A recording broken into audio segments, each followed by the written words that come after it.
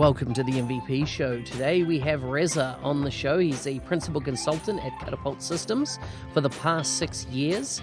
We're going to discuss things like the Microsoft Flow AllStar Award. We're going to discuss Flownauts, Appstronauts.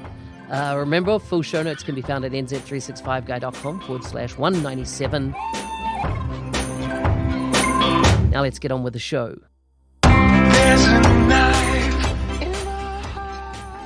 Reza, welcome to the MVP Show. Hi, Mark. Thank you for having me on the show. How are you doing? Good. Going well. I mean, this quarantine time is always very interesting. What part of the world are you held up in at the moment? Currently held up in California, San Diego. So not a bad place to be held up. And so I take it you've been in quarantine for a while now?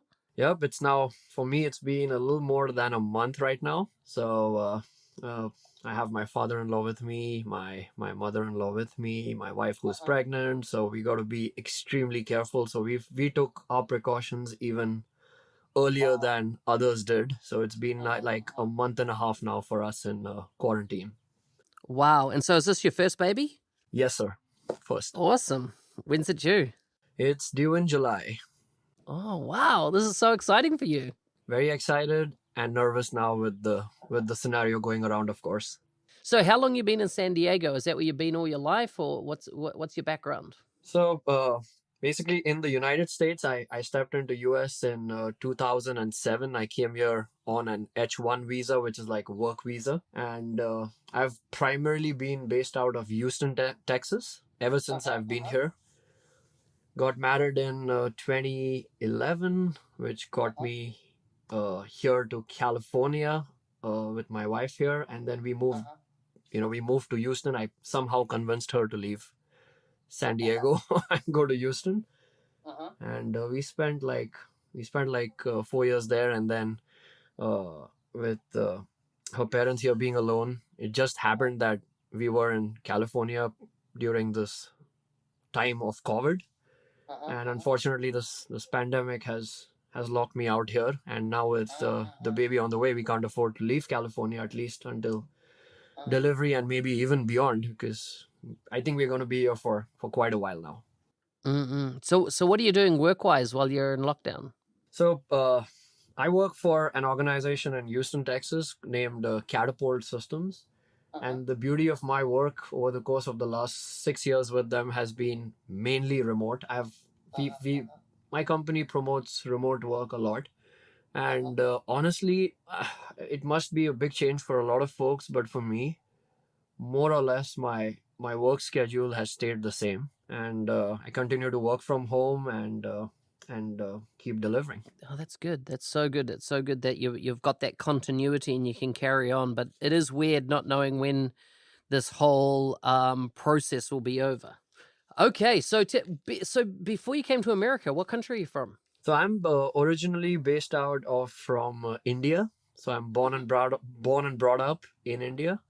I spent like 25 years of my life there. So what part of India? This is Mumbai. Do you ever go back home? Do I ever go? I tend to go back once in 2 years because I have my entire family there. So I tend to go back to meet them for 3 weeks a year. And unfortunately, right now, there's no way anyone's going anywhere. How long you been an MVP now? So for me, I am now an MVP since December 2019. So I'm pretty new to the MVP world.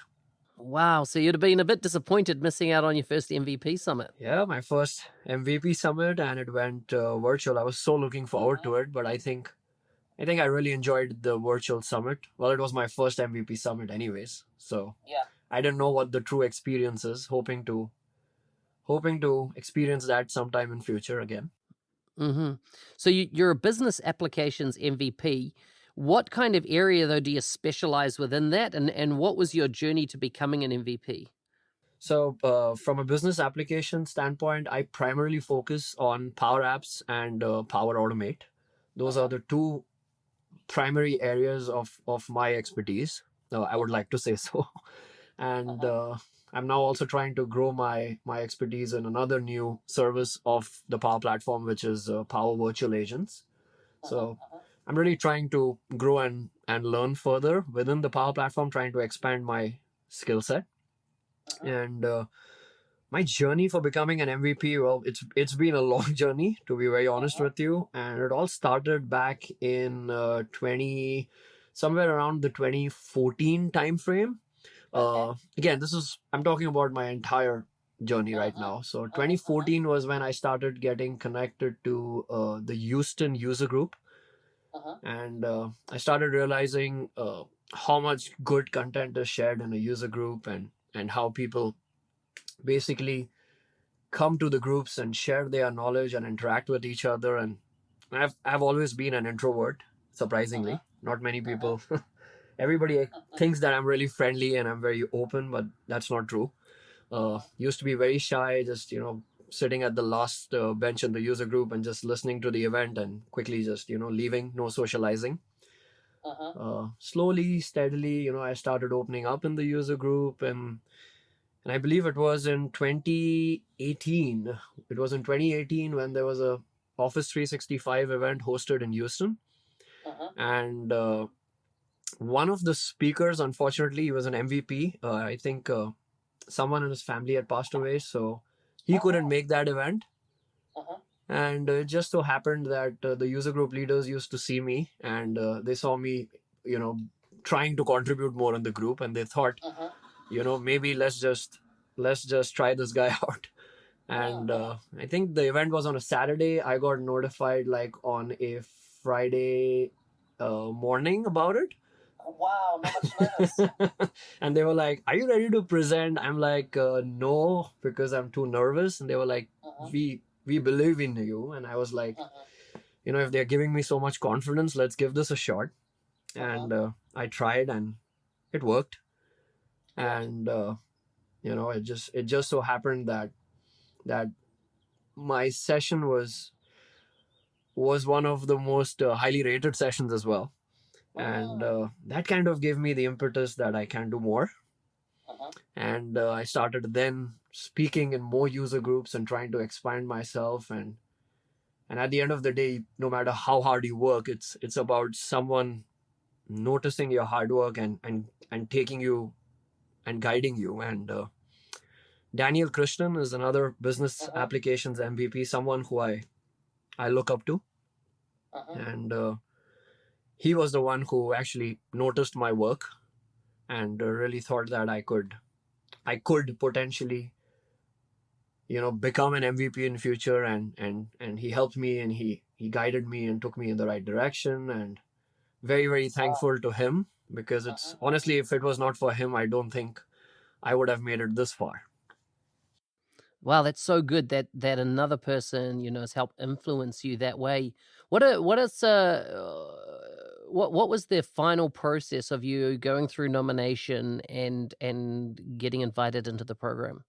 So I think the process was pretty seamless. I had Dan nominate me, and then I immediately was looped into the system, and all I had to do was keep updating my contributions. And I think I was contributing like crazy in those days, going all out on the community forums and blogging and basically speaking at every event possible.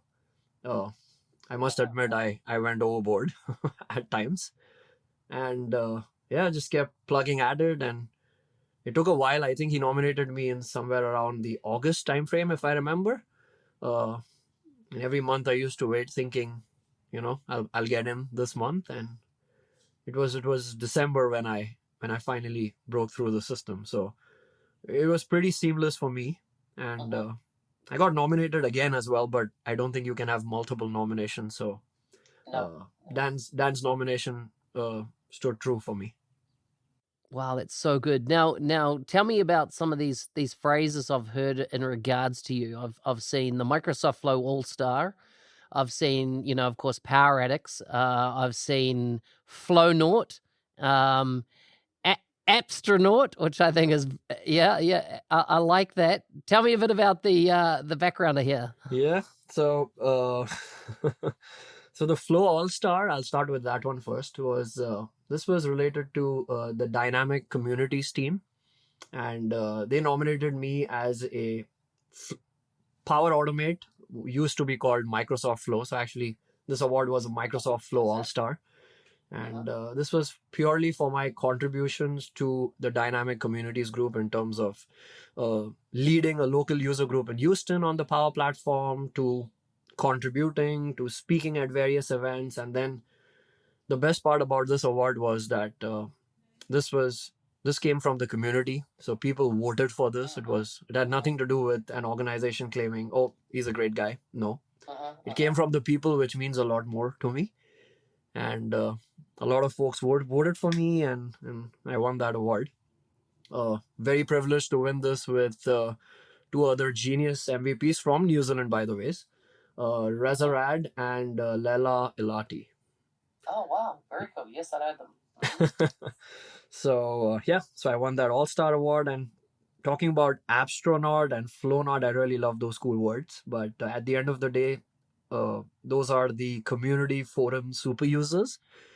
And those are for people who contribute month after month in the community forums for Power Apps and Power Automate. And I am someone who was extremely, extremely active. I still am, but not to that extent. Pre MVP nomination, to be very honest, I was spending literally probably 10 hours a week on the forums. I know that's a lot. I remember setting like a record for 3 months straight, and I had like almost 500 solutions authored in 3 months. So I really went all out. Probably that was my drive for becoming an MVP. Now that I look back, I kind of smile and think, I probably could have slowed down. But overall, it was a great learning experience being on the forums, because you're not just sharing information, you're not just helping others, but more importantly, you are learning yourself, because you're teaching. Number one. Number two, people on the forum come up with questions and queries and solutions that you may not have thought of in your day-to-day work life, because you are not going to run across every scenario possible. And being on the forums really helped me grow my expertise further, because I was able to run across new challenges that folks were facing while trying to help them. And most of those things I leveraged in my work life as well, and in my MVP contributions. So it was fun being on the forums, and that's how I got those cool awards, right? Astronaut and Flownaut. Yeah, very cool, very cool. So what for you, what was the motivation? Well, why did you want to become a business applications MVP? So I'll give you two answers. The first motivation, of course, was I thought initially when I started and when I was trying to get into events speaking, because I suddenly found myself speaking at a lot of these local events, which I really appreciated most of those folks who gave me the opportunity, because I was brand new. And as a newbie, I know how tough it is to get into some of these events. Really difficult. And there were a lot of events I tried into, and of course I got rejected, because there were a lot more people with a lot more credibility, and of course they deserve it. And there were a lot of scenarios wherein I missed those opportunities. And that was one thing I was observing, is that okay, some of them were very open to me. They told me, MVPs get preference. I'm like, okay, but that's not the reason why I tried to become an MVP. More so, as I started working with these super users, some of them who were MVPs. An example was Daniel Christian. I got to know more about the MVP program from them, which was, product group interactions, having direct access to the product group, giving them feedback. And for me, I'm a consultant, so working with customers, many a times I ran into scenarios wherein I felt if I had access to a product group folks, that would be amazing. And of course, the value add of just being an MVP, because your words mean more than normal. So taking all those things into consideration, somehow it just came into me that I really need that. I really need that I just want to be in that position, because I would love to be someone who gives feedback, who takes feedback, who, because I'm working with the customers day in, day out. I know what their pain points are. I can give a lot of valuable input back to Microsoft and get a lot of valuable, feedback from Microsoft, that some of which I can take back to my customers, and some of which I can help in shaping the future of these products that I work day in, day out on. So It's good. all of these things taking into consideration, I was like, let's really try. I really tried hard for it, and I was lucky enough to get it. I like it. I like it. Tell me about the advantages you've seen since becoming an MVP, and any disadvantages you might have come across as well. So advantages are plenty. The best ones is the product group interaction. So I just had one yesterday. I had an issue with licensing with a customer I was working on, and I had a question, and I knew that the best person to answer this would be a Microsoft resource right within the product group. Just went to him, got the question answered in 5 minutes, and client's happy, I'm happy, Microsoft group is happy that we've taken this to the next step. So these interactions with the product group and the sessions that we have regarding what's coming and product feedback are just invaluable. Like I cannot stress how valuable these sessions are. So I think that's some of the best advantages. Of course, so plenty of advantages. These are a few that are just coming to my mind right now as I talk to you. But from a drawback standpoint, I would definitely say the continuous pressure that of expectation that comes onto you once you become an MVP.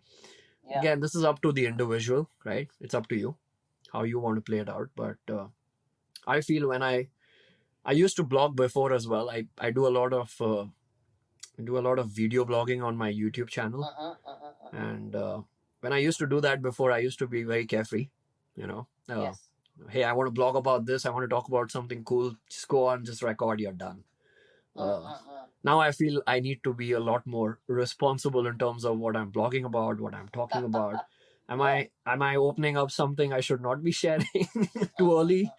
Versus you need to be really 100% sure of what you're speaking about, because you need to be adding value in terms of content that I'm providing to my subscribers. So I think the pressure of expectation is probably something that I would say is a drawback, but that's purely dependent on an individual basis. So where to from here? What's your goals? What do you plan to achieve in the coming years in this space as an MVP? So the goals for me, from where I see myself, is number one is to keep doing what I'm doing. To be very honest, because I'm enjoying it. So keep learning, keep sharing, keep contributing, and as my guru Dan Krishna told me, always be humble. That's the first thing he told me after I became an MVP, is that once you become an MVP, yes, you will be treated differently, but the key is going to be for you to be humble and help others, mentor others, and pass on the good work that you've done to others. And I think I've done that. I hope I've done that. And if I've not, I have it on the back of my mind. So I try to be as humble as possible. I try to always help others, and I have made a few nominations for other MVPs because I spotted those users and I thought they're really great in terms of the contributions they are making. And it's important for us as MVPs to help others grow, not just I just don't want to nominate someone and say, okay, best of luck, go ahead and try your luck. No, you got to guide that user. You got to help him. You got to instigate that confidence in him that he can also deliver, just like my mentor did to me. So I think that's my goal, is to keep contributing and to keep nominating. I like it. It's been so good talking to you, and I feel like there's a lot more that we could talk about.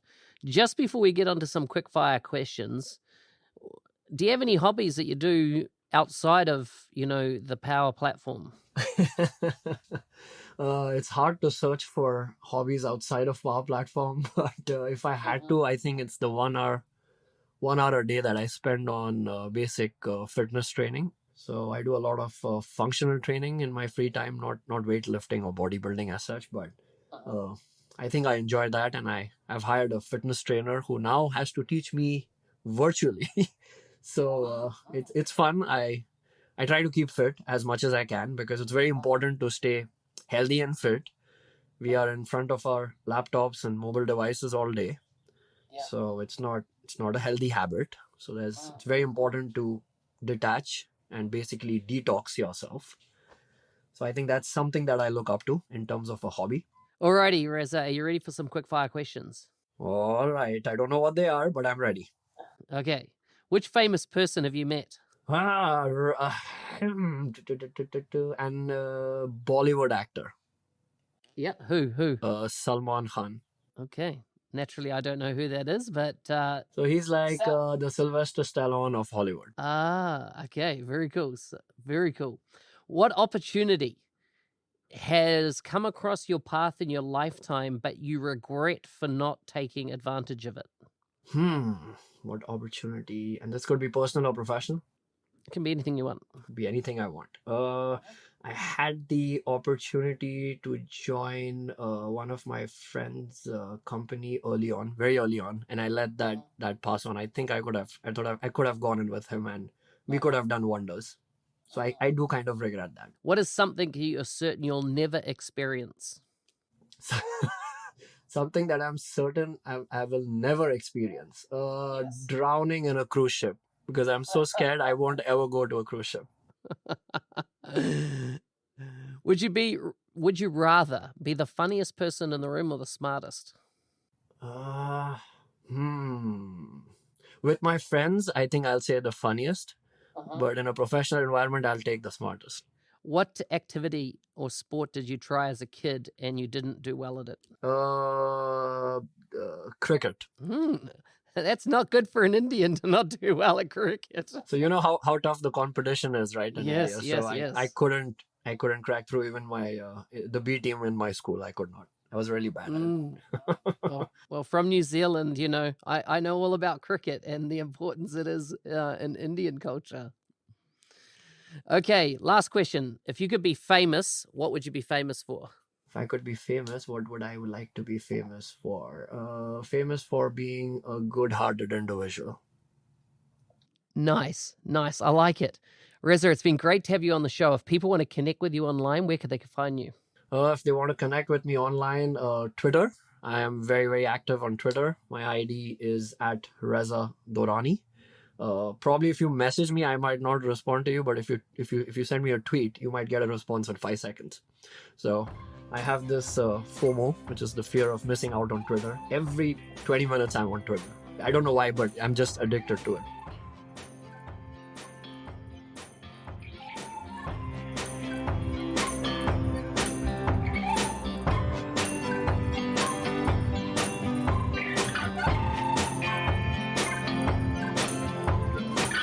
Hey, thanks for listening. I'm your host, Business Applications MVP Mark Smith, otherwise known as NZ365 Guy. Full show notes for this episode can be found at nz365guy.com/197. See you next week.